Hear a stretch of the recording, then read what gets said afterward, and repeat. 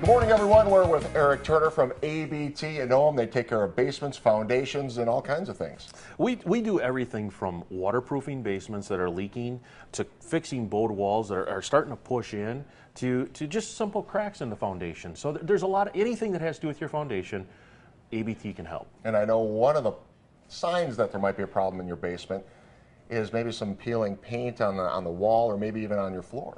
You know, a lot of people say, you know, I had some moisture or water coming into my basement, and they went and got some waterproof paint, and they painted it and said, okay, I fixed it.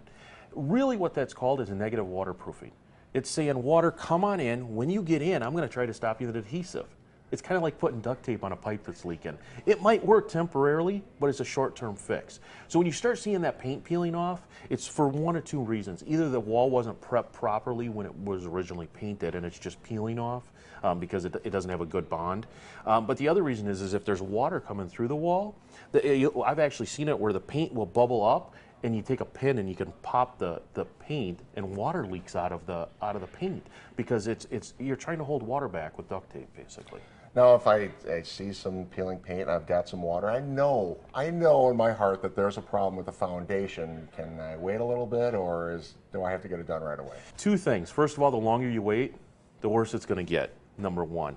It's not going to get better, okay?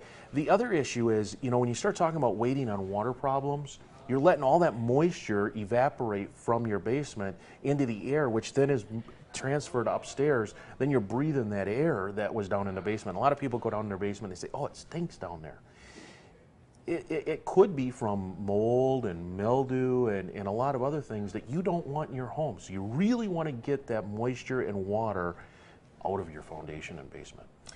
Sump pumps are an issue, and that's not typically something you would find with a problem with your foundation, but it could be a problem if your sump pump doesn't work. How do I know if my sump pump's going to last for a while or if it's quit on me altogether? What happens is people ignore their sump pump.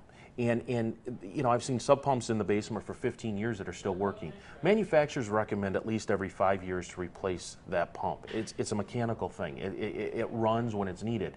And generally they're going to fail at midnight in a rainstorm that no place is open to get a new pump. So it's really important to really keep an eye on that, make sure it's working, make sure it's not making any funny noises.